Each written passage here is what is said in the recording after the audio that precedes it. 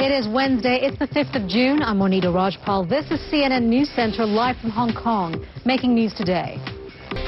We begin in Syria, where members of the opposition are conceding defeat in a strategic border town. The Syrian army has gained control of Qusayr, where government forces aided by Hezbollah fighters have been battling rebels for weeks. The government earlier claimed the victory on state-run television. Now, while dramatic events were happening in Qusayr, new information has surfaced about the use of chemical weapons in Syria. CNN's Mohammed Jamjoon has been monitoring developments.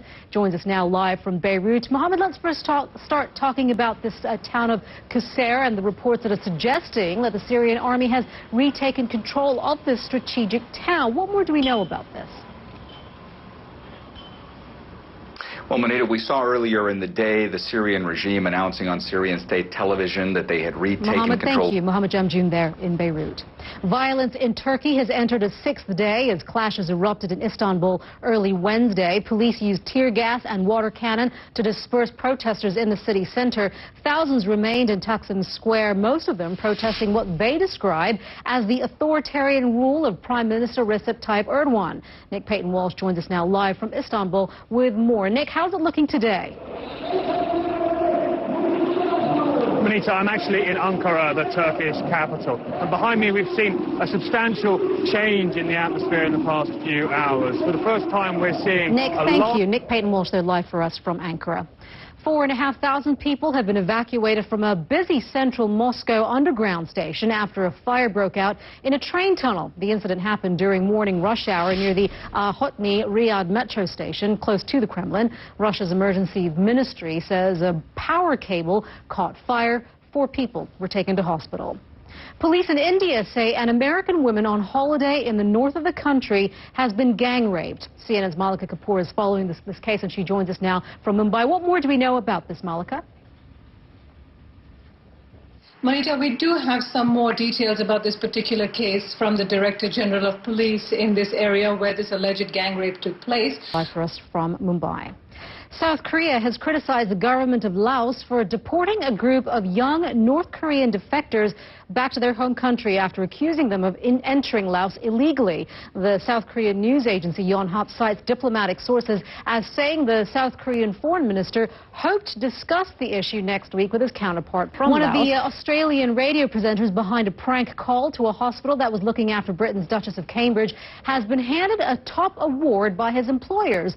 The prank call made last December was linked to the suicide of a nurse at the hospital, Jacinta Saldana. The DJ, Michael Christian, said the award, with a trip to Los Angeles as part of the prize, felt good. The government minister says it was in bad taste. You are watching CNN News Center live from Hong Kong. We're watching CNN News Center live from Hong Kong. I'm Monita Rajpal. Much of Central Europe is in a state of heightened alert as rising floodwaters are threatening more cities in Germany and the Czech Republic. The Reuters news agency is reporting that as many as 12 people have been killed since the flooding began. German Chancellor Angela Merkel is promising $130 million in emergency aid. Rick Nowak joining us there on the phone. Of course, as he was saying, that some of these rivers, they have not yet even peaked, so of course the worst could be yet to come. We appreciate you joining us on the show. Now, staying on the topic of flooding in Central Europe and on what people there can expect, let's take you now to our meteorologist Mari Ramos at the World Weather Center with more on that. Mari?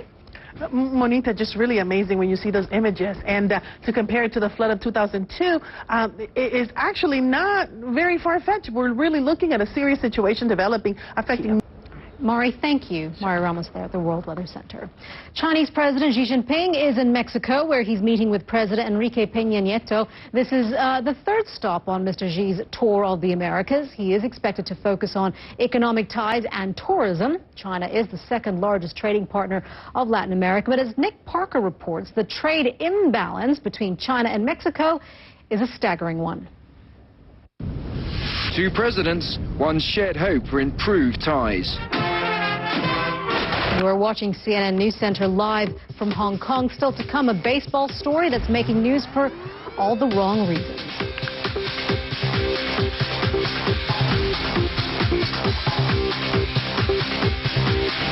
You are watching CNN News Center live from Hong Kong. Two of the biggest names in baseball are in the spotlight, and Not because of their talent. The New York Yankees' Alex Rodriguez and Ryan Braun from the Milwaukee Brewers are among around 20 players that Major League Baseball is reportedly looking to suspend.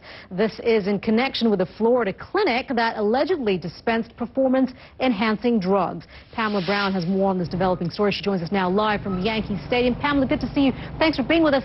This is a very seemingly complicated story. Tell us a little bit about this. Yeah, this is a story that's been developing over the course of the last several months in the media. Pamela, thank you very much for that. You are watching CNN News Center. I'm Monita Rajpal, live at CNN Hong Kong. Thanks for joining us. We'll be right with you with the news headlines in just a couple of minutes.